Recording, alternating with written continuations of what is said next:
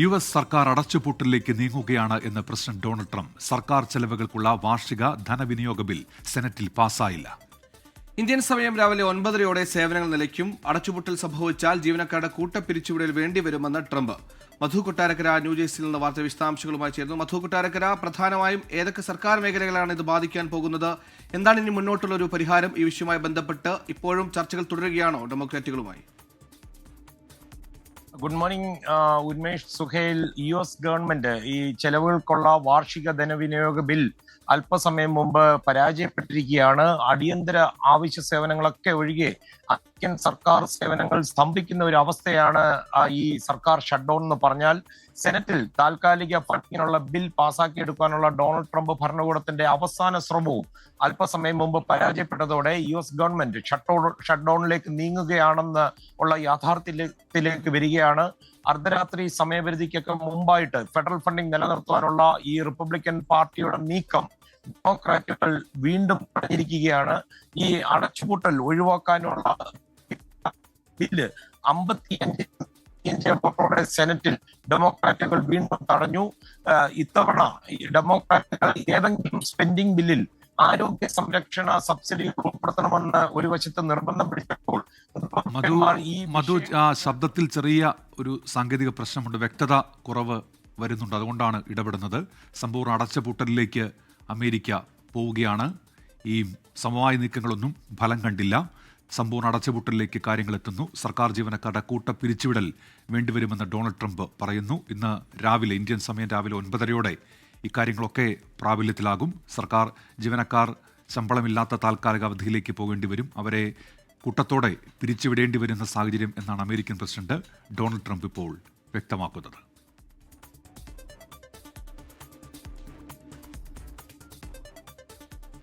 ഇടുക്കി കട്ടപ്പനയിൽ മാലിന്യ ടാങ്ക് വൃത്തിയാക്കുന്നതിനിടെ 3 തൊഴിലാളികൾ മരിച്ച സംഭവത്തിൽ അസ്വാഭാവിക മരണത്തിന് കേസെടുത്ത് പോലീസ്. തൊഴിലാളികൾക്ക് കരാർ നൽകിയ സ്ഥാപന ഉടമകൾക്ക് വീഴ്ചയില്ല എന്നാണ് പോലീസിന്റെ വിശദീകരണം. അതേസമയം മാൻഹോളിലൂടെ സെപ്റ്റിക് ടാങ്ക് വൃത്തിയാക്കാൻ ഇറങ്ങുമ്പോൾ സ്വീകരിക്കേണ്ട മുൻകരുതലുകൾ തൊഴിലാളികൾക്ക് ഉണ്ടായിരുന്നില്ല. രക്ഷാപ്രവർത്തനത്തിന് കാലതാമസം നേരിട്ടുവെന്ന് നാട്ടുകാർ ആരോപിച്ചു. പ്രതികരണങ്ങളിലേക്ക്. ഇത്തരപോലെ ഒരു സേഫ്റ്റി ടാങ്ക്, ആ സേഫ്റ്റി ടാങ്കിന്റെ മുകളിൽ നിന്ന് എത്രയോ അടി മണ്ണ് മാറ്റിയതിന് ശേഷമാണ് നമുക്ക് ഈ സ്ലാബുകൾ പൊക്കി മാറ്റാൻ വേണ്ടി സാധിച്ചത്. ഇപ്പം ഇങ്ങനെയുള്ള സേഫ്റ്റി ടാങ്കുകൾ പണിയുമ്പോൾ അതിന് NOC കൊടുക്കുമ്പോൾ, ബിൽഡിങ്ങുകൾക്ക് NOC കൊടുക്കുമ്പോൾ ശ്രദ്ധിക്കേണ്ട കാര്യങ്ങളാണ്. ഇപ്പം ഇത്തരത്തിലൊരു അപകടം സംഭവിച്ചാൽ പെട്ടെന്നൊരു രക്ഷാപ്രവർത്തനം നടത്താനോ പെട്ടെന്ന് ആധുനികമായിട്ടുള്ള എക്യുപ്മെന്റ്സുകൾ കൊണ്ടുവന്ന് ഒരു ആളുകളെ രക്ഷിക്കാനോ വേണ്ടിയിട്ടുള്ള ഒരു സംവിധാനം ഇല്ല എന്നുള്ളതൊരു വളരെ ഖേദകരമായ ഒരു സാഹചര്യമാണ്. വളരെ തികച്ചും ദാരുണമായിട്ടുള്ള രീതിയിലുള്ള അനധികൃതമായിട്ടുള്ള ഇത്തരത്തിലുള്ള നിർമ്മാണ പ്രവർത്തനങ്ങൾ, ഓട നിർമ്മാണങ്ങളായിട്ട് ബന്ധപ്പെട്ടൊക്കെ മുനിസിപ്പാലിറ്റി നൽകുന്ന അതിന്റെ ഭാഗമായിട്ടാണ് ഇത്തരത്തിലുള്ള ദാരുണമായിട്ടുള്ള സംഭവം ഉണ്ടായിട്ടുള്ളത്. ഇത്രയും ഒരു വിഷയം ഉണ്ടായ സ്ഥിതിക്ക് വളരെ കർശനമായിട്ട് ഇത്തരത്തിലുള്ള വിഷയങ്ങളിൽ മുനിസിപ്പാലിറ്റിയുടെ ഭാഗത്തുനിന്നും അതേപോലെ തന്നെ ഭരിക്കുന്ന സംസ്ഥാന സർക്കാരിന്റെ ഭാഗത്തുനിന്നും കൃത്യമായിട്ടുള്ള നടപടി ഉണ്ടായിട്ടില്ലെങ്കിൽ വരുന്ന ആളുകളിൽ ഇത്തരത്തിലുള്ള ദാരുണമായ സംഭവങ്ങൾ ഇതായിട്ട് ഉണ്ടാകുന്നുള്ള കാര്യത്തിൽ ഒരു സംശയം വേണ്ട. രാഹുൽ വിജയൻ ഇപ്പോൾ കട്ടപ്പനയിൽ നിന്ന് വിവരങ്ങളുമായി ചേർന്നു. രാഹുൽ, എന്താണ് സംഭവിച്ചതെന്നാണ് മനസ്സിലാക്കാൻ കഴിയുന്നത്? കരാറുകാരന്റെ ഭാഗം ക്ലിയർ ആണെന്ന് പോലീസ് പറയുന്നു. അതിനപ്പുറത്തേക്ക് ഒരുപാട് മാർഗനിർദ്ദേശങ്ങൾ പാലിക്കേണ്ട ഒരു സംഗതി കൂടിയാണ് ഈ ഓട വൃത്തിയാക്കൽ അടക്കമുള്ള കാര്യങ്ങൾ. ഇതിനു മുമ്പ് സമാനമായ അപകട അനുഭവങ്ങൾ കേരളത്തിലുള്ളതാണ്. എന്താണ് സംഭവിച്ചതെന്നാണ് മനസ്സിലാക്കാൻ കഴിയുന്നത് രാഹുൽ? സുഹൈൽ, എന്തായാലും ഈ അപകട കാരണം എന്താണ് എന്നുള്ളത് വിശദമായി തന്നെ അന്വേഷിക്കേണ്ടിയിരിക്കുന്നു. എന്തായാലും ഇന്നലെ രാത്രി 10:15 കൂടിയാണ് നമ്മൾ ഈ നിൽക്കുന്ന സ്ഥലത്ത് 3 പേരുടെ ജീവൻ നഷ്ടപ്പെട്ടത് എന്നുള്ളതാണ് ഏറ്റവും പ്രധാനപ്പെട്ട കാര്യം. ഇത് ഓറഞ്ച് എന്ന് പറയുന്ന ഒരു ഹോട്ടലായിരുന്നു. ഇതിന്റെ പുനർനിർമ്മാണം നടക്കുകയായിരുന്നു. മറ്റൊരു ആളുകൾ ഇതിന്റെ ഉടമസ്ഥാവകാശം ഏറ്റെടുത്ത് അതിൽ പുതിയ സ്ഥാപനം തുടങ്ങുന്നതിന് വേണ്ടിയുള്ള നിർമ്മാണ പ്രവർത്തികൾ നടക്കുകയായിരുന്നു. അതിന്റെ ഭാഗമായിട്ടുള്ള ജോലികളാണ് നടന്നുകൊണ്ടിരുന്നത്. അതിന്റെ ഭാഗമായിട്ടാണ് ഈ സെപ്റ്റി ടാങ്ക് ക്ലീൻ ചെയ്യുന്നത് ഉൾപ്പെടെയുള്ള ജോലികൾ ഇവിടെ നടക്കുകയും ചെയ്തിട്ടുള്ളത്. തമിഴ്നാട് സ്വദേശികളായ 3 പേരാണ് ഈ സെപ്റ്റി ടാങ്ക് ക്ലീനിങ്ങിന് വേണ്ടി ഇവിടെ എത്തിയിരുന്നത്. ഇന്നലെ രാത്രി 10 മണിയോടുകൂടിയാണ് ഇവരെ ആദ്യത്തെ ആളെ ഇതിനകത്ത് കാണാതാകുന്നത്.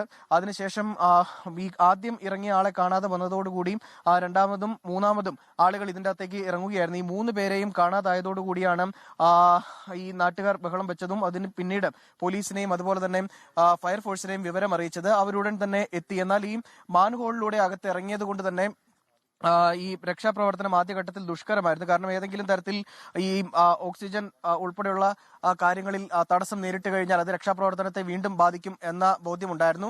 മാത്രമല്ല ഈ ഓക്സിജൻ മാസ്ക് ഉൾപ്പെടെ ധരിച്ചുകൊണ്ട് ഇതിന്റെ പുറത്തേക്ക് ഇറങ്ങാൻ വേണ്ടിയുള്ള ശ്രമം നടത്തി, ഇതിനകത്തേക്ക് ഇറങ്ങാൻ വേണ്ടിയുള്ള ശ്രമം ഫയർഫോഴ്സ് സംഘം നടത്തിയെങ്കിലും അത് വിജയകരമായില്ല എന്നുള്ളതാണ് മനസ്സിലായത്. പിന്നീട് JCB ഉൾപ്പെടെ കൊണ്ടുവന്ന് നമ്മൾ ഈ ദൃശ്യങ്ങളിൽ കാണുന്ന ഭാഗം JCB ഉൾപ്പെടെ കൊണ്ടുവന്ന് പൂർണ്ണമായിട്ടും മണ്ണ് നീക്കം ചെയ്തു. അതിനുശേഷം അതിനകത്തുണ്ടായിരുന്ന ഒരു സ്ലാബ് ഉണ്ട്. ആ സ്ലാബ് ഉയർത്തിയതിനു ശേഷം ഈ സെപ്റ്റി ടാങ്കിന്റെ വ്യാപ്തി കൂട്ടിയതിനു ശേഷമാണ് അതിനകത്തേക്ക് ഇറങ്ങിയത്. ആദ്യത്തെ ആളെ ഉടൻ തന്നെ പുറത്തെത്തിച്ചു, രണ്ടാമത്തെ ആളെയും പുറത്തെത്തിച്ചു, മൂന്നാമത്തെ ആളെയും പുറത്തെത്തിച്ചു. പക്ഷേ പുറത്തെടുക്കുന്ന സമയത്ത് അതിൽ ഒരാൾക്ക് മാത്രമേ ജീവൻ ഉണ്ടായിരുന്നു എന്നുള്ളതാണ് മനസ്സിലാക്കാൻ കഴിയുന്നത്.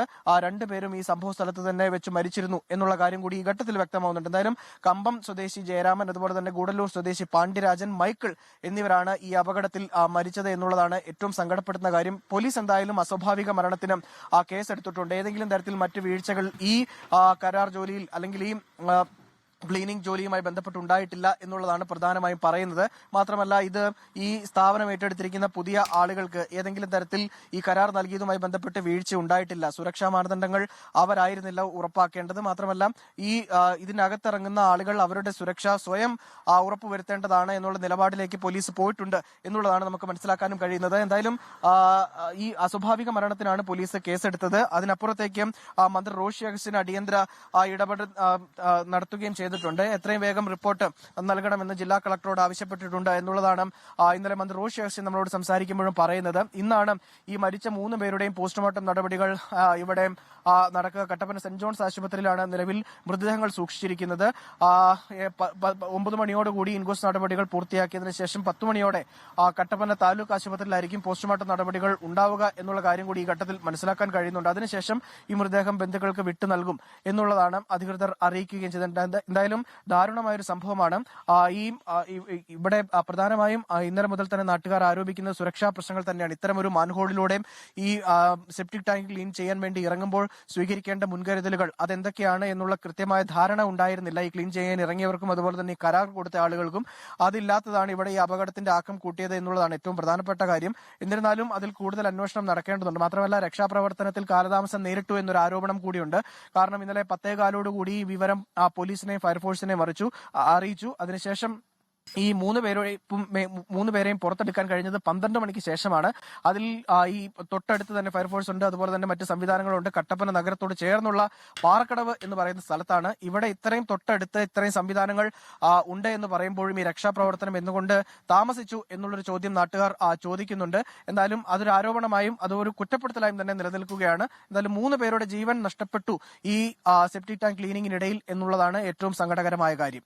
രാഹുൽ, ഈ 3 തൊഴിലാളികൾക്ക് ഒരു കരാറുകാരനുണ്ടായിരുന്നോ അതോ ഹോട്ടലിലെ ഉടമകളിൽ നിന്ന് നേരിട്ട് ഈ 3 തൊഴിലാളികൾ എടുത്ത കരാറായിരുന്നോ ഈ മാൻഹോൾ വൃത്തിയാക്കൽ? അതോടൊപ്പം തന്നെ ഈ പറയുന്ന തെരച്ചിൽ ദൗത്യം അടക്കം ദുഷ്കരമാക്കിയ ഘടകങ്ങൾ എന്തൊക്കെയാണ്?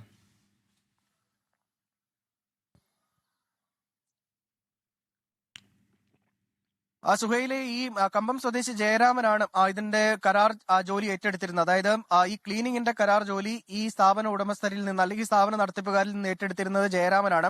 ജയരാമൻ വർഷങ്ങളായിട്ട് കട്ടപ്പനയിൽ തന്നെ സ്ഥിരതാമസമാണ്. ഇത്തരം ജോലികൾ, അതായത് മാലിന്യ ടാങ്ക് ഉൾപ്പെടെ ക്ലീൻ ചെയ്യുന്ന ജോലികൾ കട്ടപ്പനയുടെ വിവിധ മേഖലകളിൽ ചെയ്തു വരുന്നിരുന്ന ആളുകളാണ്.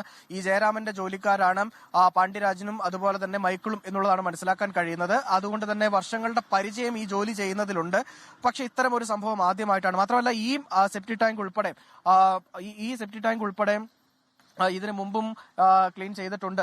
ഈ ജയരാമൻ ക്ലീൻ ചെയ്തിട്ടുള്ളതാണ്. ഇവിടെ വന്ന് ഇതിനകത്ത് ഇറങ്ങുകയും ക്ലീൻ ചെയ്തിട്ടുള്ളതാണ് എന്നുള്ളൊരു വിവരം കൂടി പോലീസ് നൽകുന്നുണ്ട്. പക്ഷെ ഇന്നലെ എന്താണ് സംഭവിച്ചിരിക്കുക എന്നുള്ളത് കൃത്യമായിട്ട് അറിയില്ല എന്നുള്ളതാണ് ഈ ഘട്ടത്തിൽ പറയാൻ കഴിയുക. എന്തായാലും ഈ നമ്മൾ ആദ്യമേ സൂചിപ്പിച്ച പോലെ തന്നെ ഈ ഒരു ഹോട്ടലായിരുന്നു. ഹോട്ടലിലെ മാലിന്യങ്ങളെല്ലാം ഇതിന്റെ അകത്തേക്കാണ് ഇറങ്ങിയിരുന്നത്. അതിന്റെ ഒരു എന്തെങ്കിലും രാസപ്രവർത്തനം ഇതിന്റെ അകത്ത് നടന്നിട്ടുണ്ടാവാം. അതുകൊണ്ടായിരിക്കാം ഈ ഓക്സിജൻ കിട്ടാതെ വന്നതും അവരുടെ 3 പേരുടെ മരണത്തിനിടയാക്കിയതും എന്നുള്ളതും വിലയിരുത്തപ്പെടുന്നുണ്ട്. എന്തായാലും ഈ മാലിന്യത്തിൽ പൂണ്ട് കിടന്നിരുന്ന നിലയിലായിരുന്നു ഇവർ 3 പേരും ഉണ്ടായിരുന്നത് എന്നുള്ളതാണ് ഏറ്റവും പ്രധാനമായി പറയേണ്ടത്.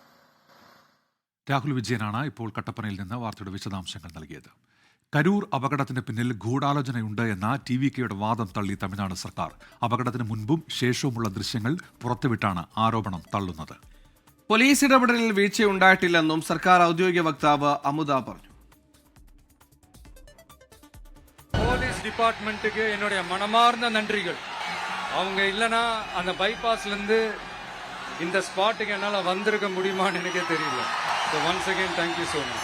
ജനക്കൂട്ടത്തിനിടയിൽ കൂടി തന്നെ പ്രസംഗസ്ഥലത്തെത്തിച്ച പോലീസിന് വിജയ് നന്ദി പറയുന്ന വീഡിയോ അടക്കം ഉൾപ്പെടുത്തിയാണ് TVK ആരോപണത്തെ സർക്കാർ തള്ളുന്നത്. വാഹന റാലിയായിട്ടാണ് വിജയ് എത്തിയത്. ഇതിനിടയിലും ചെറിയ അപകടങ്ങളുണ്ടായി. ഇടയ്ക്ക് വാഹനം നിർത്തിയതോടെ ആളുകൾ കൂട്ടമായി വിജയ്ക്കരികിലേക്കെത്തി. വിജയെ കാണാനെത്തിയവർ എല്ലാ സുരക്ഷാ മുൻകരുതലുകളും മറികടന്നു.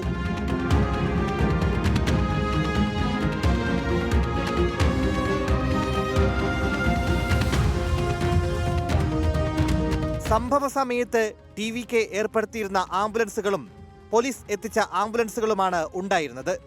പിന്നീടാണ് 33 ആംബുലൻസുകൾ വിളിച്ചു വരുത്തിയത്. വിജയ് സംസാരിക്കുമ്പോൾ തന്നെ അദ്ദേഹത്തിന്റെ മുന്നിൽ ഒരാൾ കുഴഞ്ഞു വീഴുന്ന ദൃശ്യവും ഇക്കൂട്ടത്തിലുണ്ട്.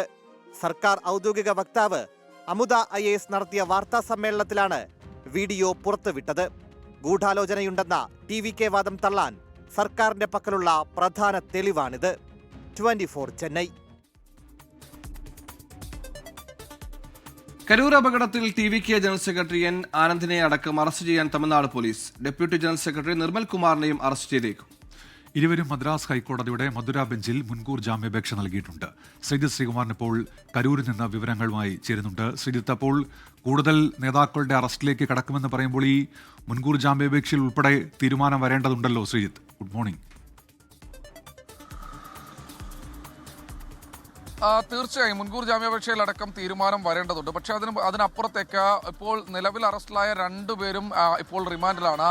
കഴിഞ്ഞ ദിവസം കോടതിയിൽ നിന്ന് തന്നെ വലിയ തിരിച്ചടി വിജയുടെ അല്ലെങ്കിൽ TVK തമിഴ്നാട് വെട്ടിക്കഴകത്തിന് ലഭിച്ചിരുന്നു. സ്വാഭാവികമാണ്, വലിയ ചോദ്യങ്ങളൊക്കെ കോടതി ഉന്നയിക്കുന്നു. അതുകൊണ്ട് തന്നെ ഈ L ആനന്ദ് അടക്കമുള്ള നേതാക്കൾക്ക് ഇപ്പോൾ പ്രതി ചേർക്കാൻ ഉദ്ദേശിക്കുന്ന നേതാക്കൾക്ക് മുൻകൂർ ജാമ്യം ലഭിക്കില്ല എന്ന് തന്നെയാണ് പ്രതീക്ഷിക്കപ്പെടുന്നത്. കാരണം ഇവർ ജനറൽ സെക്രട്ടറി പാർട്ടിയുടെ പ്രധാനപ്പെട്ട നേതാക്കളാണ്.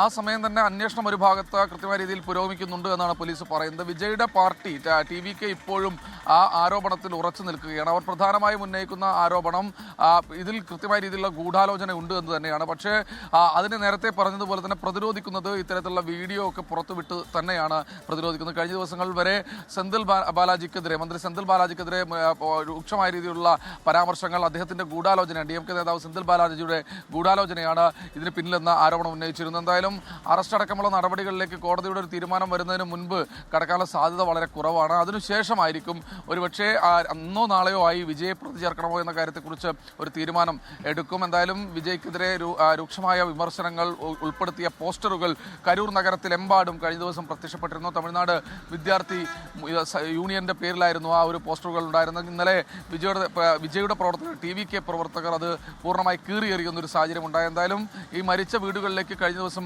KC വേണുഗോപാൽ MP ഇന്നലെ എത്തി അവർക്ക് ധനസഹായം 2.5 ലക്ഷം രൂപ വീതം ധനസഹായം കൈമാറിയിരുന്നു. എന്തായാലും ഈ വിഷയത്തിൽ രാഷ്ട്രീയ പ്രചാരണത്തിനില്ല എന്നാണ് കോൺഗ്രസ് നേതാവ് KC വേണുഗോപാൽ പറയുന്നത്. ആദ്യഘട്ടത്തിൽ രൂക്ഷമായ രീതിയിൽ വിജയ് വിമർശിച്ചു. ജ്യോതിമണി MP, കോൺഗ്രസിന്റെ അവരടക്കമുള്ള ആളുകൾ വിമർശനം ഉന്നയിക്കുന്ന ഒരു സാഹചര്യം ഉണ്ടായി. പക്ഷേ പിന്നീട് കൃത്യമായ രീതിയിൽ വിജയ് വിളിച്ച് അനുശോചനം അറിയിക്കുന്ന രാഹുൽ ഗാന്ധിയെയാണ് കണ്ടത്. എന്താണ് ഈ വിഷയത്തിൽ രാഷ്ട്രീയം എന്നതിനെക്കുറിച്ച് ഒരു വ്യക്തത അവർ ഇതുവരെ വരുത്തിയില്ല. പക്ഷേ BJP ഈ സർക്കാരിനെ പൂർണ്ണമായി, സിസ്റ്റത്തിനെ പൂർണ്ണമായി തള്ളിക്കൊണ്ടുള്ള നിലപാടാണ് BJPയുടെ സംഘം അനുരാഗ് ഠാക്കൂർ അടക്കമുള്ള ആളുകൾ കഴിഞ്ഞ ദിവസം സ്വീകരിച്ചത്. എന്തായാലും വരും മണിക്കൂറുകളിൽ ഇനി എന്ത് സംഭവിക്കും തമിഴ് രാഷ്ട്രീയത്തിൽ എന്ത് കാത്തിരുന്ന് തന്നെ കാണണം. ഉന്മേഷ, സുഹൈൽ.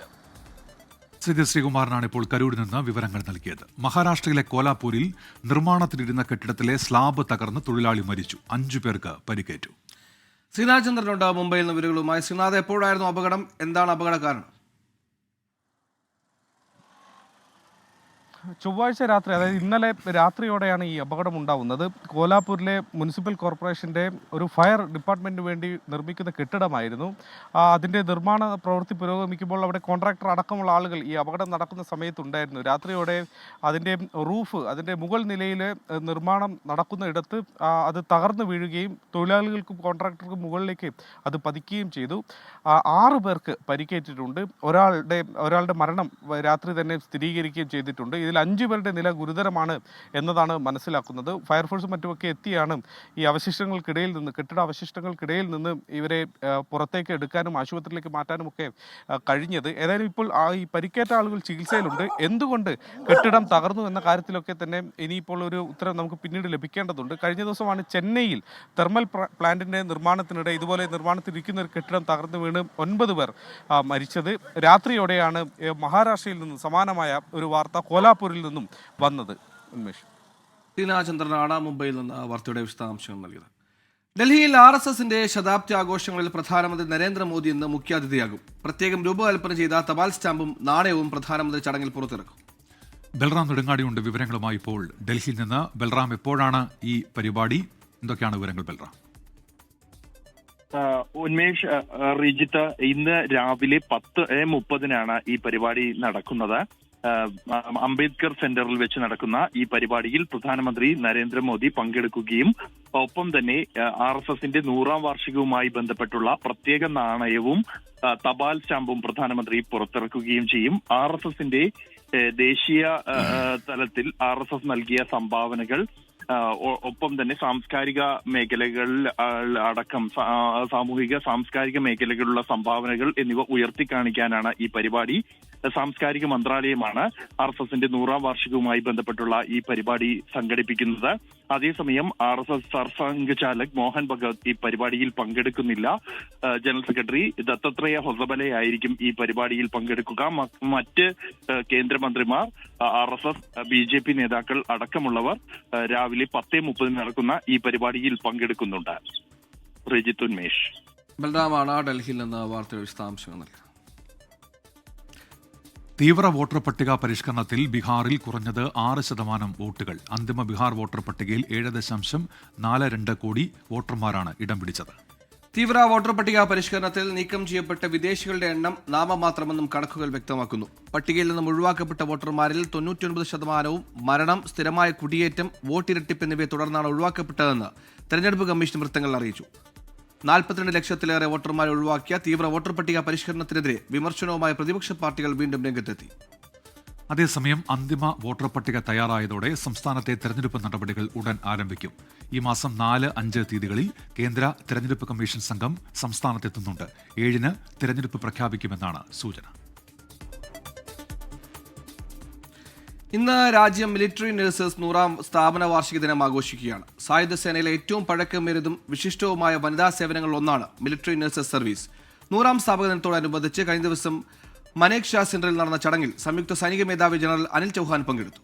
സായുധ സേനയിലെ വിവിധ ആശുപത്രികളിലായി 5000-ലധികം ഉദ്യോഗസ്ഥരെ ഉൾക്കൊള്ളുന്നതാണ് നഴ്സസ് സർവീസ്. 1926 ഒക്ടോബർ 1-നാണ് പെർമനന്റ് നഴ്സിംഗ് സർവീസ് ഇന്ത്യൻ ആർമിയിൽ ഉൾപ്പെടുത്തിയത്.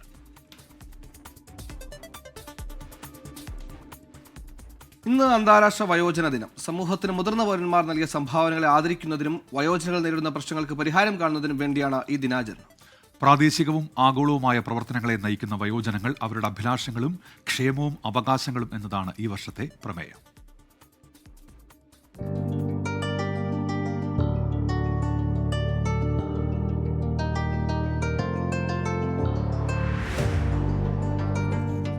ലോകാരോഗ്യ സംഘടനയുടെ കണക്കുപ്രകാരം ലോകത്ത് 60 വയസ്സിന് മുകളിലുള്ളവരുടെ എണ്ണം വർദ്ധിച്ചുവരികയാണ്. ഈ വർഷം 100 കോടി കടന്ന വയോജനങ്ങളുടെ എണ്ണം 2050ഓടെ 200 കോടി കടക്കുമെന്നാണ് പഠനങ്ങൾ പറയുന്നത്. ഇന്ത്യയിലും പ്രത്യേകിച്ച് കേരളത്തിലും വയോജനങ്ങളുടെ എണ്ണത്തിൽ വലിയ വർധനയാണ് കാണുന്നത്. കേരളത്തിലെ മൊത്തം ജനസംഖ്യയുടെ 15%-ലധികം മുതിർന്ന പൗരന്മാരാണ്. 2036 ആകുമ്പോഴേക്കും ഇത് 23%-ആയി ഉയരുമെന്നാണ് കണക്കാക്കപ്പെടുന്നത്. അതുകൊണ്ടുതന്നെ വയോജന സംരക്ഷണം ഒരു സാമൂഹിക വിഷയമായി മാറിക്കഴിഞ്ഞു. വാർദ്ധക്യം ഒരു അനിവാര്യതയാണെങ്കിലും പുതിയ കാലത്ത് പല മുതിർന്ന പൗരന്മാരും ഒറ്റപ്പെടൽ, സാമ്പത്തിക പരാധീനത, ആരോഗ്യ പ്രശ്നങ്ങൾ, കുടുംബത്തിൽ നിന്നുള്ള അവഗണന തുടങ്ങിയ കടുത്ത വെല്ലുവിളികൾ നേരിടുന്നുണ്ട്. വൃദ്ധസദനങ്ങൾ പെരുകുന്നതും ഉപയോഗശൂന്യരായവരായി വയോജനങ്ങളെ കണക്കാക്കുന്നതും ഒരു സാമൂഹിക യാഥാർത്ഥ്യമായി മാറിക്കൊണ്ടിരിക്കുന്നു.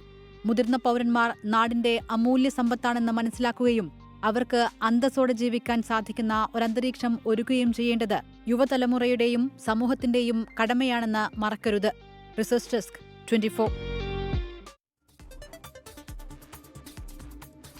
CM with me citizen connect സെന്ററിൽ ആദ്യ ദിനം ലഭിച്ചത് 4369 കോളുകൾ. തദ്ദേശ സ്വയംഭരണ വകുപ്പ്, റവന്യൂ വകുപ്പ് എന്നിവയുമായി ബന്ധപ്പെട്ട വിഷയങ്ങളിലായിരുന്നു കൂടുതൽ ഫോൺ വിളികൾ. മുഖ്യമന്ത്രിയെ നേരിട്ട് വിളിച്ച് സംസാരിക്കാൻ കഴിയുമോ, വിദ്യാരംഭം കുറിക്കാൻ മുഖ്യമന്ത്രി അനുവദിക്കുമോ തുടങ്ങിയ സംശയങ്ങളും ഉണ്ടായി. CM with me citizen connect centre hit എന്നാണ് ആദ്യ ദിവസ റിപ്പോർട്ടുകൾ. പ്രവർത്തനം ആരംഭിച്ച ശേഷം ഇന്നലെ വൈകുന്നേരം 6:30 വരെ ലഭിച്ചത് 4369 ഫോൺ കോളുകൾ. ഇന്നലെ പുലർച്ചെ 12 മുതൽ വൈകിട്ട് 6:30 വരെ 3007 കോളുകളാണ് എത്തിയത്. ഇതിൽ 2940 എണ്ണവും ജനങ്ങൾ നേരിട്ട് വിളിച്ച ഇൻബൗണ്ട് കോളുകൾ. തദ്ദേശ സ്വയംഭരണ വകുപ്പ്, റവന്യൂ വകുപ്പ് എന്നിവയുമായി ബന്ധപ്പെട്ട വിഷയങ്ങളിലായിരുന്നു കൂടുതൽ വിളികൾ എത്തിയത്.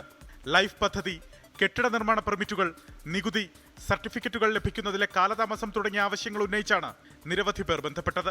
കൂടാതെ മുഖ്യമന്ത്രിയെ നേരിട്ട് വിളിച്ച് സംസാരിക്കാൻ കഴിയുമോ, വിദ്യാരംഭം കുറിക്കാൻ മുഖ്യമന്ത്രി അനുവദിക്കുമോ തുടങ്ങിയ സംശയങ്ങളും ഉണ്ടായി. പരാതികൾക്ക് അതിവേഗം പരിഹാരം കാണാനുള്ള സർക്കാർ സംവിധാനമാണ് CM വിത്ത് മീ എന്നും അടിയന്തര വിഷയങ്ങളിൽ ഉന്നത ഉദ്യോഗസ്ഥർ ഉടനടി ഇടപെടുന്നുണ്ടെന്നും കോൾ സെന്റർ ജീവനക്കാർ ജനങ്ങളെ അറിയിച്ചു. മലയാളത്തിലാണ് കൂടുതൽ കോളുകൾ ലഭിച്ചതെങ്കിലും ഇംഗ്ലീഷ്, തമിഴ്, ഹിന്ദി തുടങ്ങിയ ഭാഷകളിലും അന്വേഷണങ്ങളെത്തി. ടോൾ ഫ്രീ നമ്പറായ 1800-425-6789 എന്ന നമ്പറാണ് ജനങ്ങൾക്ക് വിളിക്കുന്നതിനായി സജ്ജമാക്കിയിരിക്കുന്നത്. എന്നാൽ ഈ നമ്പറിൽ വിളിച്ചിട്ട് കിട്ടുന്നില്ല എന്ന പരാതികളും ചിലയിടങ്ങളിൽ നിന്ന് ഉയർന്നു. ഒരേ സമയം 10 കോളുകളാണ് കണക്ട് സെന്ററിൽ അറ്റൻഡ് ചെയ്യാനാകുന്നത്. 30 കോളുകൾ ലൈനിൽ നിർത്തുകയും ചെയ്യാം. BSNL ആണ് നെറ്റ്വർക്ക് പ്രൊവൈഡർ. ആദ്യ ദിനങ്ങളായതിനാൽ വലിയ ട്രാഫിക് ഉണ്ടാകുന്നത് കൊണ്ടാണ് ചിലർക്കെങ്കിലും വിളിച്ചാൽ കിട്ടാതെ പോകുന്നതെന്ന് അധികൃതർ പറഞ്ഞു. 24 തിരുവനന്തപുരം.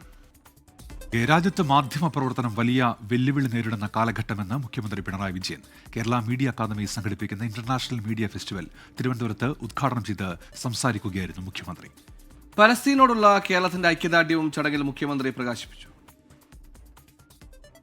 രാജ്യത്തെ ഭൂരിഭാഗം മാധ്യമങ്ങളുടെ നിയന്ത്രണം കുത്തക മുതലാളിമാരുടെ കയ്യിലാണെന്നും കോർപ്പറേറ്റ് ഭീമന്മാരെ സഹായിക്കുന്ന നിലപാടാണ് രാജ്യം ഭരിക്കുന്ന സർക്കാരിനുള്ളതെന്നും മുഖ്യമന്ത്രി പിണറായി വിജയൻ. ഭരണകൂടത്തിനെതിരെ ഉയരുന്ന വിമർശനങ്ങളെ കയ്യൂക്കിന്റെ ഭാഷയിൽ കൈകാര്യം ചെയ്യുന്ന അവസ്ഥയാണിന്ന്.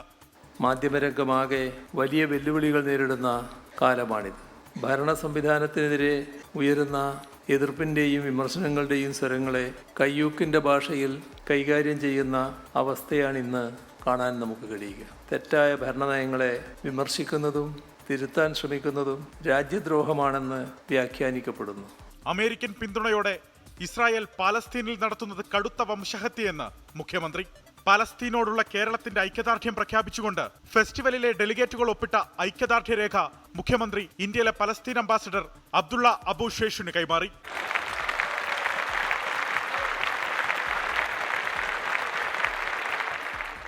കേരള മീഡിയ അക്കാദമിയുടെ 2024 media person of the year award African രാജ്യമായ ബുർക്കിന ഫാസോയിൽ നിന്നുള്ള മാധ്യമപ്രവർത്തക മറിയം ഓഡ്രാഗോയ്ക്ക് മുഖ്യമന്ത്രി സമ്മാനിച്ചു.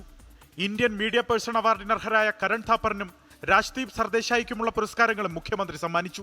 തിരുവനന്തപുരം ടാഗോർ തിയേറ്റർ ക്യാമ്പസിൽ വ്യാഴാഴ്ച വരെയാണ് അന്താരാഷ്ട്ര മാധ്യമോത്സവം നടക്കുക. സർക്കാരിന്റെ വിവരവിനിമയവും ഗവേഷണ പ്രവർത്തനങ്ങളും കൂടുതൽ ഏകോപിതവും ഫലപ്രദവുമാക്കി ജനകീയവൽക്കരിക്കുന്നതിന് ടാഗോർ ക്യാമ്പസിൽ സജ്ജമാക്കിയ സ്റ്റേറ്റ് ഇൻഫർമേഷൻ ഹബ്ബും മുഖ്യമന്ത്രി ഉദ്ഘാടനം ചെയ്തു. 24 തിരുവനന്തപുരം. ന്യൂഡൽഹിയിൽ നടന്ന വേൾഡ് ഫുഡ് ഇന്ത്യ 2025 കോഴിക്കോട് ആസ്ഥാനമായ കോഴിക്കോടൻസ് അഗ്രോ ഫുഡ്സ് ആൻഡ് എക്സ്പോർട്ടേഴ്സിന്റെ സ്റ്റാൾ സന്ദർശകർക്കിടയിൽ ഹിറ്റായി. 1 ലക്ഷം കോടി രൂപയിലധികം നിക്ഷേപ വാഗ്ദാനങ്ങളോടെയാണ് വേൾഡ് ഫുഡ് ഇന്ത്യ 2025 ന്യൂഡൽഹിയിൽ സമാപിച്ചത്. ഭക്ഷ്യ സംസ്കരണ വ്യവസായ മന്ത്രാലയമാണ് 4 ദിവസത്തെ പ്രദർശന വിപണന മേള സംഘടിപ്പിച്ചത്.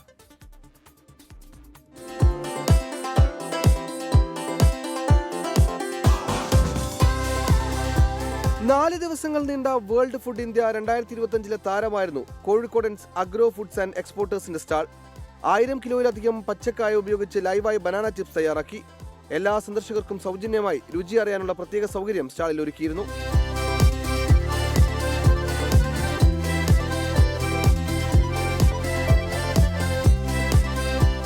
അമേരിക്ക, യൂറോപ്പ്, ആഫ്രിക്ക, അറേബ്യൻ രാജ്യങ്ങൾ എന്നിവിടങ്ങളിൽ നിന്നുള്ള നിരവധി അന്താരാഷ്ട്ര വ്യാപാരികൾ സ്റ്റാൾ സന്ദർശിച്ചു.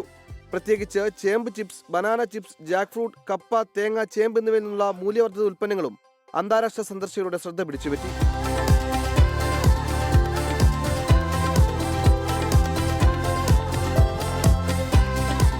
1 ലക്ഷം കോടി രൂപയിലധികം നിക്ഷേപ വാഗ്ദാനങ്ങളോടെയാണ് വേൾഡ് ഫുഡ് ഇന്ത്യ 2025 ന്യൂഡൽഹിയിൽ സമാപിച്ചത്.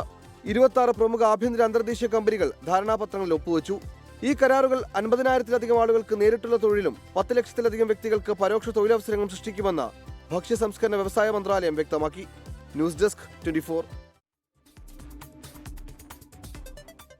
കാണാനാളില്ലാതെ മോട്ടോർ വാഹന വകുപ്പിന്റെ പരിപാടി റദ്ദാക്കിയ സംഭവത്തിൽ ഉന്നത ഉദ്യോഗസ്ഥനെതിരെ അച്ചടക്ക നടപടിയെടുക്കുമെന്ന നിലപാടിൽ ഉറച്ച ഗതാഗത മന്ത്രി കെ ബി ഗണേഷ് കുമാർ. പരിപാടിയുടെ ചുമതലയുണ്ടായിരുന്ന ഉയർന്ന ഉദ്യോഗസ്ഥനോട് ഗതാഗത വകുപ്പ് മന്ത്രി ഗണേഷ് കുമാറാണ് വിശദീകരണം തേടിയിരുന്നത്.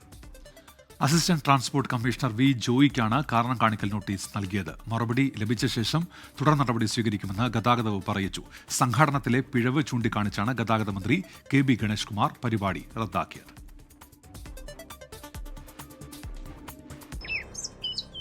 തദ്ദേശ സ്വയംഭരണ തെരഞ്ഞെടുപ്പിന് ജനസംഖ്യാനുപാതികമായി വാർഡ് വിഭജനം നടത്തുന്നതിൽ തെരഞ്ഞെടുപ്പ് കമ്മീഷന് ഗുരുതര പിഴവെന്ന് പരാതി.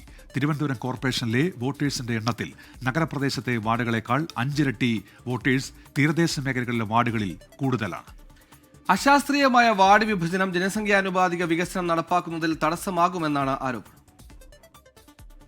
തിരുവനന്തപുരം കോർപ്പറേഷനിലെ തീരദേശ വാർഡായ ഭീമാവള്ളി ആകെ വോട്ടർമാരുടെ എണ്ണം 16,658. ഇനി 10ാം നമ്പർ വാർഡായ പാങ്ങപ്പാറ പരിശോധിച്ചാൽ ആകെ വോട്ടർമാരുടെ എണ്ണം 2,968. അതായത് പാങ്ങപ്പാറ വാർഡിനേക്കാൾ 5 ഇരട്ടിയിലധികം കൂടുതൽ വോട്ടർമാരാണ് ഭീമാപ്പള്ളി വാർഡിലുള്ളത്. ഇനി തീരദേശ മേഖലയിലെ മറ്റു വാർഡുകൾ പരിശോധിച്ചാൽ പൂന്തുറയിൽ 14,460 വോട്ടർമാർ, വിഴിഞ്ഞത്ത് 13,183 വോട്ടർമാർ, വള്ളക്കടവ് 13,010 വോട്ടർമാർ. വികസിതവും നഗര കേന്ദ്രീകൃതവുമായ വാർഡുകളേക്കാൾ 3 ഇരട്ടിയിലധികം കൂടുതൽ വോട്ടർമാരാണ് വികസനത്തിൽ പിന്നിലുള്ള തീരദേശ മേഖലയിലെ വാർഡുകളിൽ ഉൾപ്പെടുത്തിയിട്ടുള്ളത്. അശാസ്ത്രീയമായ ഈ വാർഡ് വിഭജനം വികസന പ്രവർത്തനങ്ങളുടെ അസന്തുലിതമായ വിതരണത്തിന് കാരണമാകും. ഭീമാപ്പള്ളി ഡീലിമിറ്റേഷൻ വരുന്നതിന് തൊട്ടു മുന്നേ ഈ പ്രദേശം 3 വാർഡായി നിലനിന്നിരുന്നു.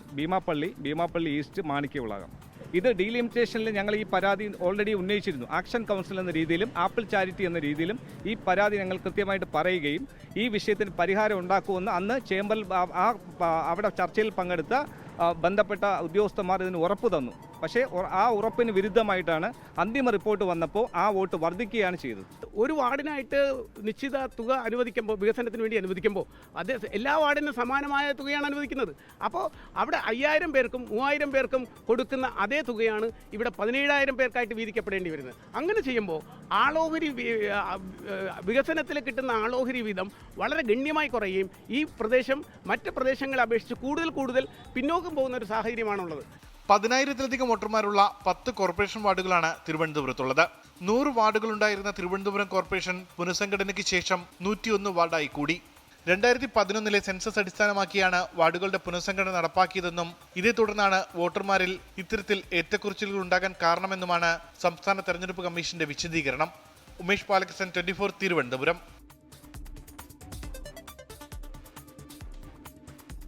7 മാസക്കാലത്തെ ഇടവേളയ്ക്ക് ശേഷം മലയാളത്തിന്റെ പ്രിയ നടൻ മമ്മൂട്ടി ഇന്ന് സിനിമാ ക്യാമറയ്ക്ക് മുന്നിൽ മടങ്ങിയെത്തും. മഹേഷ് നാരായൺ സംവിധാനം ചെയ്യുന്ന സിനിമയുടെ ചിത്രീകരണം ഹൈദരാബാദിൽ ഇന്ന് പുനരാരംഭിക്കും.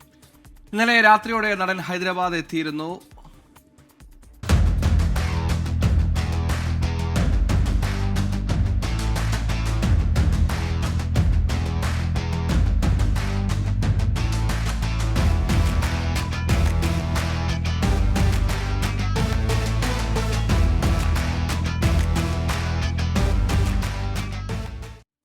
ശ്രീനാഥ് ചന്ദ്രൻ ഹൈദരാബാദിൽ നമ്മോടൊപ്പം ചെയ്യുന്നു. ശ്രീനാഥ്, ഇന്നലെ ക്യാമറ ഈസ് കോളിംഗ് എന്ന് പറഞ്ഞ് മമ്മൂട്ടി തന്നെയാണ് ആ സന്തോഷം പങ്കുവച്ചത്. ഇന്നെങ്ങനെയാണ് മമ്മൂട്ടിയുടെ ഷെഡ്യൂൾ? എപ്പോഴേക്ക് ഈ പറയുന്ന ലൊക്കേഷനിലേക്ക് എത്തും Mammootty? Suhail, very good morning. നമ്മളിപ്പോൾ ഉള്ളത് ഹൈദരാബാദിലെ ബസ് ഭവനിലാണ്. ഇവിടെയാണ് ഇന്നത്തെ ചിത്രീകരണം നടക്കാൻ വേണ്ടി പോകുന്നത്. സിനിമാ പ്രവർത്തകർ, ഈ സിനിമയുടെ അണിയറ പ്രവർത്തകരൊക്കെ ഇവിടേക്ക് എത്തിക്കൊണ്ടിരിക്കുകയാണ്. നമുക്കിപ്പോൾ കാണാം ഇതിൻ്റെ ലൈറ്റിങ്ങും മറ്റുമൊക്കെ ചെയ്യാനുള്ള തിരക്കിലാണ് ഇപ്പോൾ ഈ സിനിമയുടെ അണിയറ പ്രവർത്തകരുള്ളത്. സംവിധായകൻ അടക്കമുള്ള ആളുകളൊക്കെ ഇങ്ങോട്ട് എത്തേണ്ടതുണ്ട്. ഇന്നലെ രാത്രിയോടെയാണ് മമ്മൂട്ടി ഹൈദരാബാദിൽ എത്തിയത്. ഇപ്പോൾ ഹയാത്ത് ഹോട്ടലിലാണ് മമ്മൂട്ടി താമസിക്കുന്നത്. അദ്ദേഹം ഏതാണ്ട് ഒരു 10 മണിയോടെ ഇങ്ങോട്ട് എത്തും എന്നതാണ് നമ്മൾ പ്രതീക്ഷിക്കുന്നത്.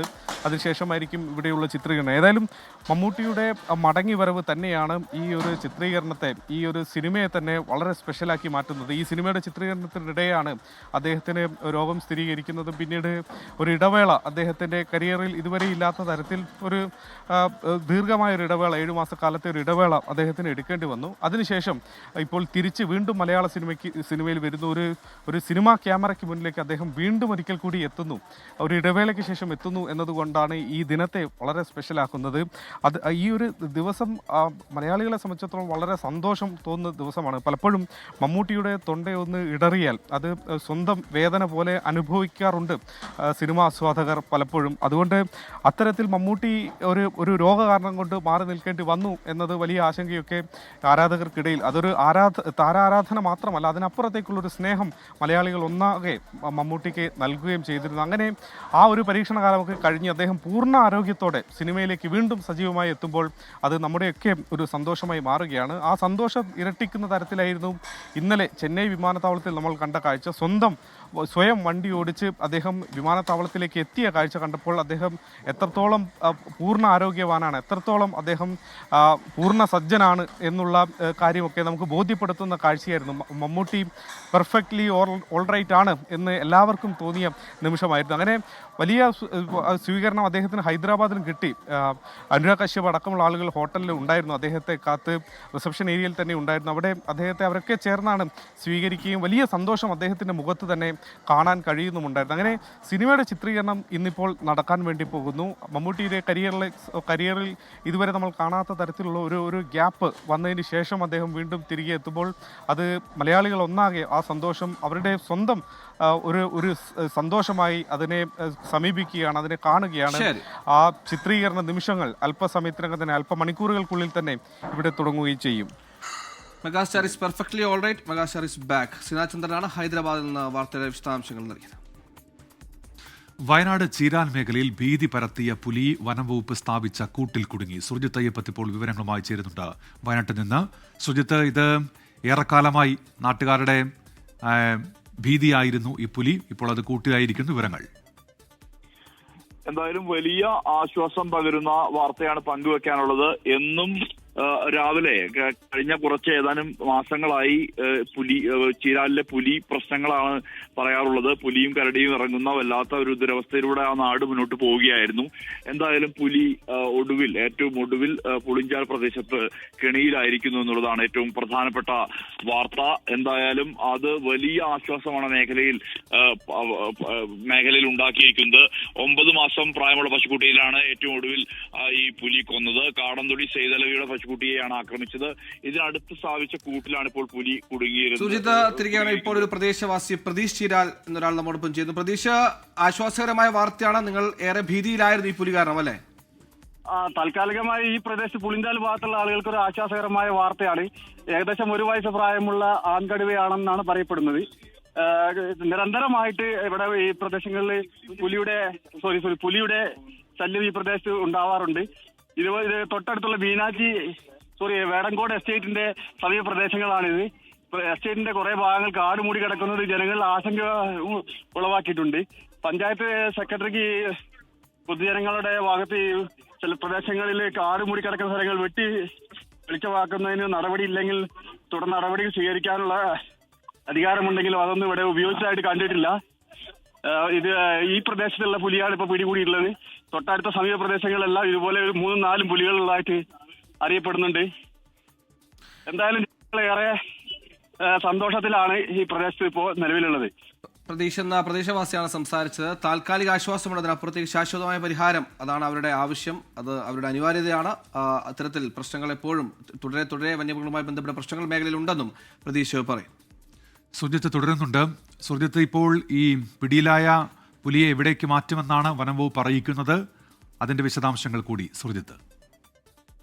സുഹൈല്, ഇത് മേപ്പാടി റേഞ്ചിന് കീഴിലുള്ള പ്രദേശമാണ് ഈ ചീരാൽ എന്ന് പറയുന്നത്. അത് വലിയ രീതിയിലുള്ള പ്രശ്നമായ ആളുകൾ ഉയർത്തിക്കാട്ടിയിരുന്നു. പുലി മാത്രമല്ല, കരടിയുടെ വലിയ ശല്യവും ഉണ്ട്.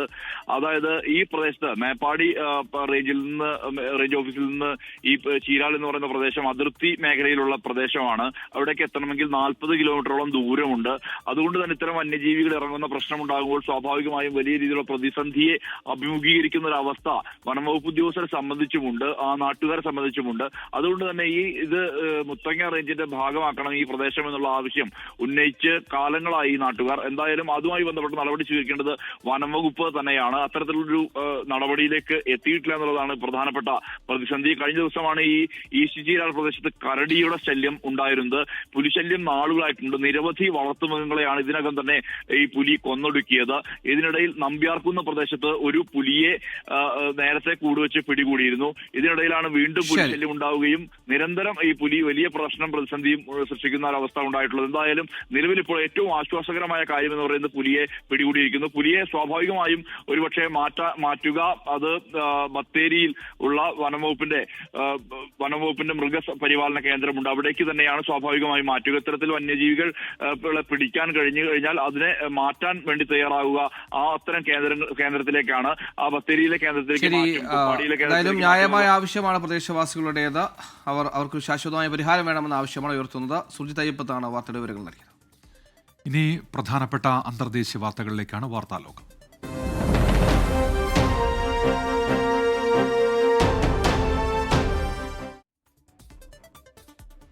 സൗദിയിൽ വിസിറ്റ് വിസക്കാർക്ക് വേണ്ടി ബാങ്ക് അക്കൗണ്ട് തുറക്കാം. സൗദി സെൻട്രൽ ബാങ്കാണ് ഇക്കാര്യം അറിയിച്ചത്.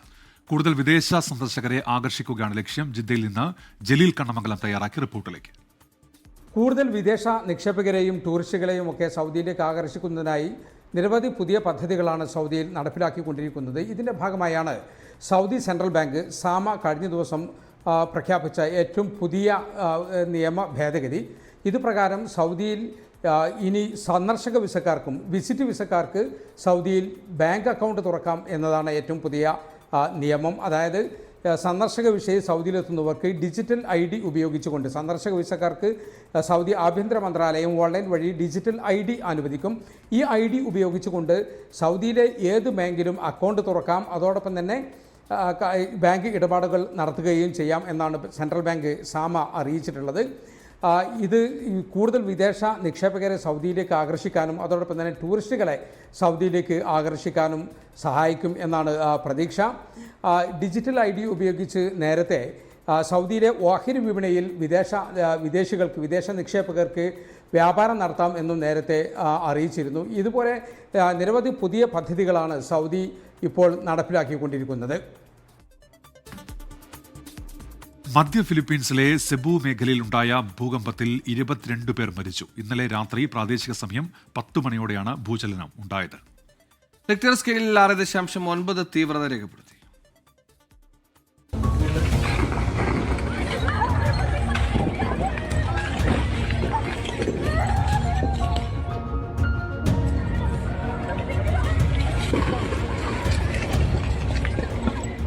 ശക്തമായ ഭൂചലനമാണ് ഇന്നലെ സെബുവിലുണ്ടായത്. മരിച്ചവരിൽ കുട്ടികളുമുണ്ടെന്നാണ് സൂചന. പരുക്കേറ്റവരുടെയും കാണാതായവരുടെയും എണ്ണത്തിൽ വ്യക്തതയില്ല. സെബു നഗരത്തിൽ നിന്ന് ഏകദേശം 30 കിലോമീറ്റർ തെക്ക് മാറി കടലിനടിയിൽ നിന്നാണ് ആദ്യ പ്രകമ്പനം. ഭൂകമ്പത്തെ തുടർന്ന് സുനാമി മുന്നറിയിപ്പ് നൽകിയിരുന്നെങ്കിലും പിന്നീട് പിൻവലിച്ചു. പലയിടങ്ങളിലും റോഡുകളും പാലങ്ങളും തകർന്നു.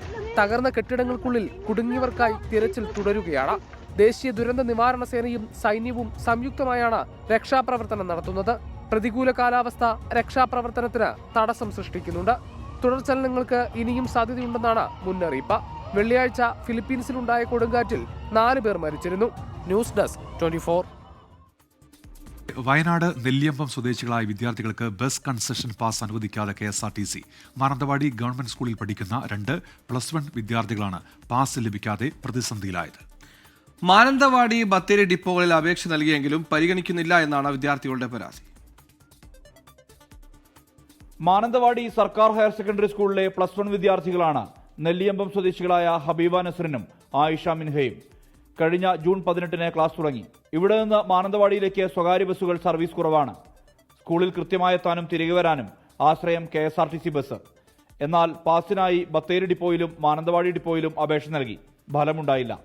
ഗതാഗത മന്ത്രിക്ക് പരാതി നൽകി. അപേക്ഷ സ്വീകരിച്ചതായി മറുപടി ലഭിച്ചു. അതിനും ഫലമില്ല.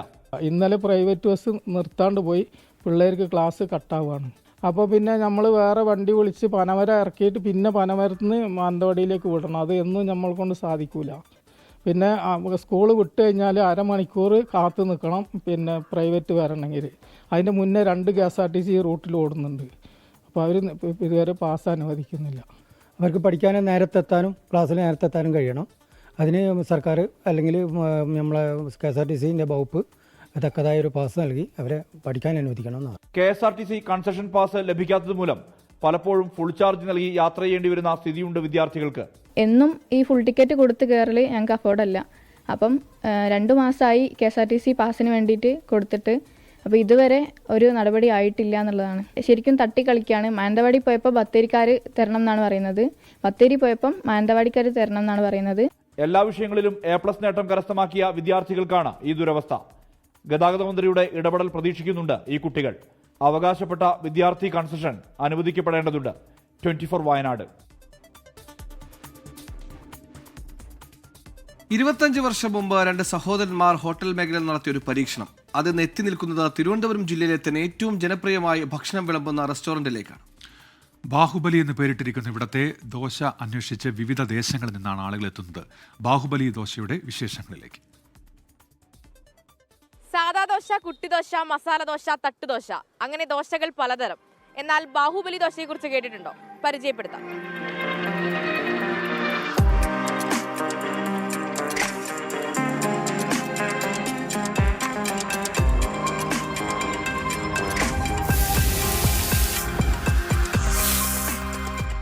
ചട്നി മാമിയിലേക്ക് എത്തുന്നവർക്ക് ആദ്യം കണ്ണുടക്കുക ഭീമൻ ബാഹുബലി ദോശയിലേക്കാണ്.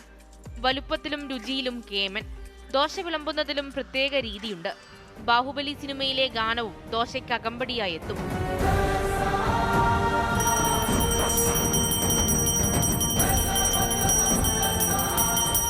കണ്ടും കേട്ടുമറിഞ്ഞ് നിരവധി പേരാണ് റെസ്റ്റോറന്റിലേക്ക് എത്തുന്നത്. ആർക്കും ഒറ്റയ്ക്ക് ദോശ കഴിച്ചു തീർക്കാൻ പറ്റിയെന്ന് വരില്ല. തീർന്നില്ല, നമുക്ക് അറിയാതെ ചിലപ്പോൾ ബാഹുബലി എന്ന് പറഞ്ഞാൽ നമ്മൾ വിചാരിച്ച് 2 രൂപ തീർന്നില്ല. നന്നായിട്ടുണ്ട്, നല്ല ക്രിസ്പി ആയിട്ടുണ്ട്. ദോശ നല്ലതാണ്. ഒരു ദോശ ധാരാളം കഴിക്കാൻ പറ്റും 4 പേർക്ക്.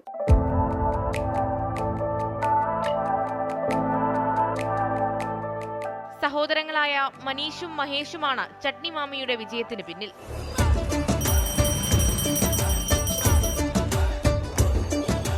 ഞങ്ങളുടെ എന്താണ് അതിനകത്ത് സ്പെഷ്യാലിറ്റി എന്ന് ചോദിച്ചു കഴിഞ്ഞാൽ അതിൻ്റെ പ്രസൻറ്റേഷനാണ്. അപ്പോൾ അതിന് മുന്നേ ഒരു മണിയടിക്കുന്നു, ബാക്ക്ഗ്രൗണ്ടിലൊരു ബാഹുബലിയുടെ അങ്ങനെ ഒരു പേരിട്ടു. അത് ഒന്നാമത്തെ കാര്യം. 2, അത് പ്രസൻറ്റ് ചെയ്യുമ്പോഴത്തേക്കുള്ള 2 കാര്യങ്ങൾ.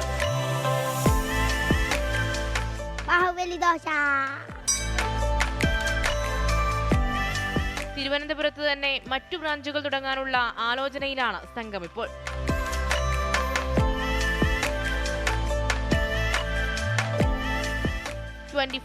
തിരുവനന്തപുരം.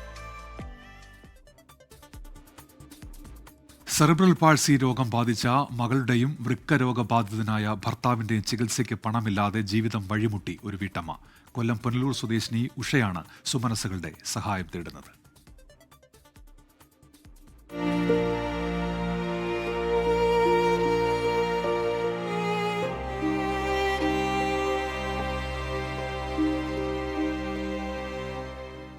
ഇത്ര നാളും എനിക്ക് വേണ്ടി ജീവൻ മാറ്റി വെച്ച് എൻ്റെ അച്ഛനും അമ്മയ്ക്കും വേണ്ടി തന്നെ. അപ്പം ഇതായിട്ട് വേറെ തന്നെ എനിക്ക് അമ്മ എന്നെ ഇട്ടിട്ട് ജോലിക്ക് പോയിട്ട് കഴിയുമ്പോൾ ഞാൻ വളരെ ബുദ്ധിമുട്ടുന്നുണ്ട്. ശാരീരികമായും ഞാൻ ഒരുപാട് ബുദ്ധിമുട്ടുക. എനിക്ക് ആരോടും പറയാൻ പറ്റത്തില്ല. 27 വയസ്സുകാരി കല്ലുമല സ്വദേശിനി ദേവുവിന് പരസഹായമില്ലാതെ നടക്കാനോ ഇരിക്കാനോ സാധിക്കില്ല. ജന്മന രോഗബാധിത. തിരുവനന്തപുരം മെഡിക്കൽ കോളേജിലായിരുന്നു ചികിത്സ. മികച്ച ചികിത്സയ്ക്കായി ശ്രീചിത്രയിലേക്ക് അയച്ചെങ്കിലും പണമില്ലാത്തതിനാൽ ചികിത്സ മുടങ്ങി. 10 വർഷം പ്രവാസിയായിരുന്ന അച്ഛൻ വേണുഗോപാൽ കോവിഡ് കാലത്ത് സ്ട്രോക്ക് വന്നു വീണു. ഇന്ന് കടുത്ത വൃക്കരോഗി. വീട്ടിൽ പട്ടിണി രൂക്ഷമായതോടെയാണ് ദേവുവിന്റെ അമ്മ വേണുഗോപാലിന്റെ ഭാര്യ ഉഷ പുനലൂരിലെ ബേക്കറിയിൽ ജോലിക്ക് പോയി തുടങ്ങിയത്. കിട്ടുന്ന തുച്ഛമായ വരുമാനം മരുന്നിനു പോയിട്ട വീട്ടുചെലവിന് പോലും തികയാത്ത അവസ്ഥ. വീട് വരെ ജപ്തിയിൽ വന്ന് കിടക്കുവാണ്. ഇപ്പം 2 നോട്ടീസ് വന്ന് അത് അടയ്ക്കാനൊന്നും പറ്റുന്നില്ല. കാരണം ചികിത്സയാണ് എന്നും മെഡിക്കൽ കോളേജാണ്. രാത്രിയാവുക ശ്വാസം മുഴുവൻ മെഡിക്കൽ കോളേജിൽ കൊണ്ടുപോവുക. ഇത് തന്നെ. ഇപ്പോൾ എനിക്ക് ഒരേ ഒരു ആഗ്രഹം എന്ന് പറഞ്ഞാൽ എനിക്ക് വീട്ടിൽ നിന്ന് ഇവരെ നോക്കണം. ഞാൻ ഇറങ്ങിപ്പോകുമ്പോൾ ഇവർ രണ്ടും കരച്ചില്ല. കാരണം ഈ വീട്ടിൽ ഞാൻ പോയ രണ്ടുപേരും ആഹാരം കഴിക്കാതെ ഇതിനകത്ത് ഇരിക്കുന്നത്. വീട്ടിലോട്ട് എനിക്ക് ഇരുന്ന് ഇവരെ നോക്കണമെങ്കിൽ എനിക്ക് ആരെങ്കിലും എന്നെ സഹായിക്കാതെ എനിക്ക് പറ്റത്തില്ല. അത്രയ്ക്ക് ബുദ്ധിമുട്ടില്ല ഞങ്ങൾ. മികച്ച ചികിത്സ ലഭ്യമാക്കിയാൽ വേണുഗോപാൽ ജീവിതത്തിലേക്ക് തിരിച്ചു വരും. ദേവുവിന് മുടങ്ങിയ വാക്സിൻ ലഭ്യമാകും. ഇതിന് സുമനസുകൾ കനിയണം. സഹായങ്ങൾക്കായി ഉഷയുടെ പേരിൽ പുനലൂർ സ്റ്റേറ്റ് ബാങ്കിൽ അക്കൗണ്ടും തുറന്നിട്ടുണ്ട്. 24 കൊട്ടാരക്കര. കാലവർഷം പടിയിറങ്ങുമ്പോൾ സംസ്ഥാനത്ത് ഇത്തവണ ലഭിച്ചത് 13% കുറവ് മഴയെന്ന് കേന്ദ്ര കാലാവസ്ഥാ വകുപ്പിന്റെ കണക്കുകൾ. 2018.6 മില്ലിമീറ്റർ മഴ ലഭിക്കേണ്ട സ്ഥാനത്ത് ലഭിച്ചത് 1752.7 മില്ലിമീറ്റർ മഴയാണ്. സീസണിൽ ഏറ്റവും കൂടുതൽ മഴ കണ്ണൂരും, കുറവ് മഴ ഇടുക്കി, വയനാട്, മലപ്പുറം ജില്ലകളിലുമാണ്. കേരളം ഉൾപ്പെടെയുള്ള തെക്കേ ഇന്ത്യയിൽ ഇത്തവണ തുലാവർഷം 12% വരെ അധികം ലഭിക്കാൻ സാധ്യത എന്നാണ് കേന്ദ്ര കാലാവസ്ഥാ വകുപ്പിന്റെ പ്രവചനം. 24 എക്സ്ക്ലൂസീവ്.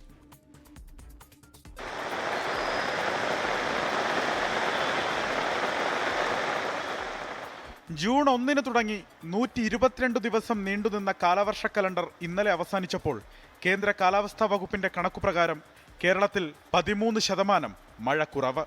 2018.6 മില്ലിമീറ്റർ മഴ ലഭിക്കേണ്ട സ്ഥാനത്ത് ലഭിച്ചത് 1752.7 മില്ലിമീറ്റർ മഴ.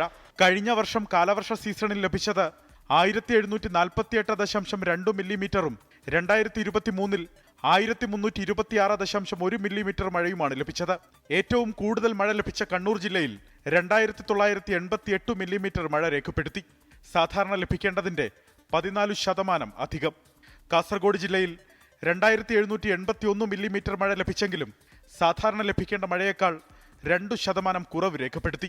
ഇടുക്കി, വയനാട്, മലപ്പുറം ജില്ലകളിലാണ് സീസണിൽ ഏറ്റവും കുറവ് മഴ ലഭിച്ചത്. വയനാട് സാധാരണ ലഭിക്കേണ്ടതിൽ നിന്ന് 36% കുറവും, ഇടുക്കിയിൽ 35%, മലപ്പുറത്ത് 27% കുറവ് മഴ രേഖപ്പെടുത്തി. കാലവർഷ കലണ്ടറിൽ പൊതുവെ ഏറ്റവും കുറവ് മഴ ലഭിക്കുന്നത് തിരുവനന്തപുരത്താണ്. ഇത്തവണ തിരുവനന്തപുരത്ത് 850 മില്ലിമീറ്റർ മഴ ലഭിച്ചു. സാധാരണ ജില്ലയിൽ ലഭിക്കേണ്ട മഴയേക്കാൾ 1% അധികമാണിത്. കാലവർഷ കലണ്ടറിന്റെ ആരംഭം കണക്കാക്കുന്നത് ജൂൺ 1 മുതലാണെങ്കിലും ഇത്തവണ കാലവർഷം ആരംഭിച്ച മെയ് 24 മുതൽ സെപ്റ്റംബർ 30 വരെയുള്ള കണക്കുപ്രകാരം സംസ്ഥാനത്ത് 2193 മില്ലിമീറ്റർ മഴ ലഭിച്ചു. അതായത് 4% അധികം മഴ. ഔദ്യോഗിക കണക്കുപ്രകാരം ഈ കാലയളവിൽ 6594 മില്ലിമീറ്റർ മഴ ലഭിച്ച കോഴിക്കോട്ടെ കക്കയത്താണ് സംസ്ഥാനത്ത് ഏറ്റവും കൂടുതൽ മഴ രേഖപ്പെടുത്തിയത്.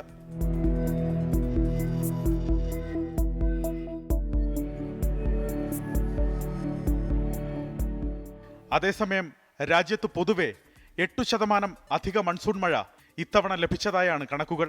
വരാൻ പോകുന്ന തുലാവർഷവും സാധാരണയിൽ കൂടുതൽ ലഭിക്കാൻ സാധ്യതയുണ്ടെന്നാണ് കേന്ദ്ര കാലാവസ്ഥാ വകുപ്പിന്റെ പ്രവചനം. കേരളം ഉൾപ്പെടെയുള്ള തെക്കേ ഇന്ത്യയിൽ തുലാവർഷം 12% വരെ അധികം ലഭിക്കാനാണ് സാധ്യത. അലക്സ് റാം മുഹമ്മദ്, 24, തിരുവനന്തപുരം. ഇനി നോക്കാം കായിക വാർത്തകൾ.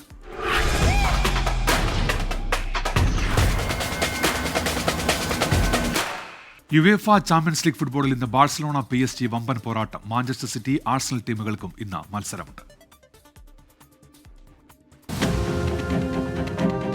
ബാഴ്സലോണയിലെ ഒളിമ്പിക് സ്റ്റേഡിയത്തിലെ പച്ചപ്പുല്ലിൽ നിന്ന് തീ പിടിക്കും. സ്പാനിഷ് വമ്പന്മാരായ FC ബാഴ്സലോണ നിലവിലെ ചാമ്പ്യന്മാരായ PSG കൊമ്പ് കോർക്കും ഇന്നവിടെ. സമീപകാലത്ത് ഈ ടീമുകൾ മുഖാമുഖം വന്നപ്പോഴെല്ലാം ഫുട്ബോൾ ലോകം കണ്ടത് കൊണ്ടും കൊടുത്തുമുള്ള ഉശിരൻ പോരാട്ടം. ഇന്നും അതിൽ കുറഞ്ഞതൊന്നും പ്രതീക്ഷിക്കേണ്ട. കഴിഞ്ഞ സീസണിൽ സെമിയിൽ വീണ ബാഴ്സ ഇത്തവണ കിരീടത്തിനായി രണ്ടും കൽപ്പിച്ചാണ്. ലെമീൻ യമാലിന്റെ തിരിച്ചുവരവാണ് ഹൈലൈറ്റ്. എന്നാൽ മിസ്റ്റർ ചാമ്പ്യൻസ് ലീഗ് റാഫീനിയും ഗോൾ വലയ്ക്ക് മുന്നിലെ വിശ്വസ്തൻ ജോൺ ഗാർസിയും ഇല്ലാത്തത് തിരിച്ചടിയാകും. എന്നാൽ ന്യൂക്കാസിനെതിരായ പോരാട്ടത്തിലെ ഹീറോ മാർക്കസ് റാഷ്ഫോർഡും പ്രായം തളർത്താത്ത ഷെസ്നിയും ഈ കുറവ് നികത്തുമെന്ന് പരിശീലകൻ ഹാൻസി ഫ്ലിക്ക് പ്രതീക്ഷിക്കുന്നു. പരിക്ക് കൂടുതൽ പ്രതിസന്ധിയിലാക്കിയിരിക്കുന്നത് PSG-യാണ്. ബലോന്തോർ ജേതാവ് Ousmane Dembele, captain Marquinhos, Desire Doue, Kvicha, Kvaratskhelia എന്നിവരെല്ലാം പുറത്താണ്. എന്നാൽ വിറ്റ്നിയുടെയും ഫാബിയാൻ റൂയിസിന്റെയും യാവോ നെവസിന്റെയും മടങ്ങുവരവ് ലൂയിസ് എൻറിക്കോയുടെ സംഘത്തിന് പ്രതീക്ഷ നൽകുന്നു. മുൻ ചാമ്പ്യന്മാരായ മാഞ്ചസ്റ്റർ സിറ്റി മൊണോക്കയെ നേരിടുമ്പോൾ ആഴ്സണലിന്റെ എതിരാളികൾ ഒളിമ്പിയാക്കോസ് ആണ്. രാത്രി 12:30-ക്കാണ് എല്ലാ മത്സരങ്ങളും. Sports desk 24. ലോകത്തെവിടെയായാലും ഏത് സമയത്തും 24 വാർത്തകളും ഓഗ്മെന്റഡ് റിയാലിറ്റി പാക്കേജുകളും എക്സ്പ്ലെയിനറുകളും വിശദമായി കാണാൻ ഞങ്ങളുടെ യൂട്യൂബ് ചാനൽ നിങ്ങൾക്ക് സബ്സ്ക്രൈബ് ചെയ്യാം.